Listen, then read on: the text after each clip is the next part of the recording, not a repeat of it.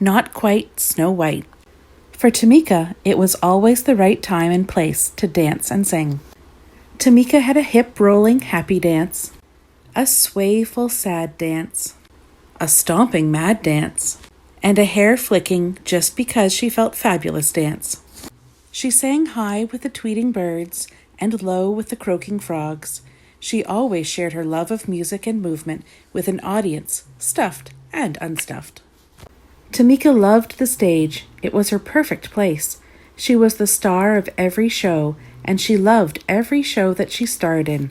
She had been a cucumber, a space cowgirl, a dinosaur, and her favorite part, a singing mermaid. On stage, Tamika felt like she could be anything or anyone she wanted to be, but she had never been a princess. Now she would finally have her chance. Tamika was so excited that she went to both days of auditions for the Snow White musical. On the first day, she arrived super early. She helped friends with their lines, kept count for the dancers, and shooed butterflies from nervous tummies so songs could be sung. After the audition, Tamika heard some of the other kids whispering, "She can't be Snow White. She's too tall. She's much too chubby. And she's too brown." Tamika looked at her legs. They were long. Maybe the kids were right. A princess shouldn't be taller than her prince, should she? She looked at her belly. Maybe what the kids said was true. She could not remember any chubby princesses. Tamika looked at her skin. She was brown. How could a girl with brown skin play a princess like Snow White?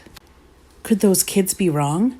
Maybe she was wrong for wanting to be this princess.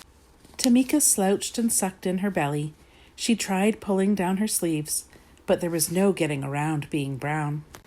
For the first time, she didn't feel like dancing or singing. At dinner, Tamika didn't tap her feet or clang rhythms with her spoon. "Is something wrong?" asked her mom. "The other kids said I'm too tall, too chubby, and too brown. I'm not right for Snow White," said Tamika. "You've got it all wrong," Mom said. "You are tall enough, chubby enough, and brown enough to be a perfect princess." "Besides," said her dad, "Snow White is just pretend. You've always been my real princess. You're just enough of all the right stuff." He kissed her forehead. Tamika smiled. Maybe her parents were on to something.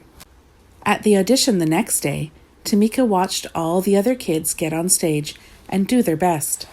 It was Tamika's turn at last. She remembered what her parents had said, but her long legs were still a little jittery.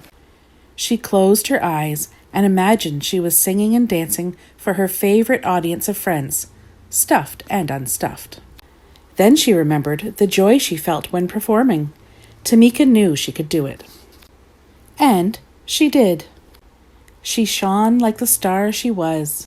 She could act, she could dance, she could sing. She loved herself as much as she loved music and movement. Tamika was a perfectly poised princess. When her audition was over, Tamika looked out to smiling faces. Tamika wasn't too much of anything. Maybe she was just enough of all the right stuff.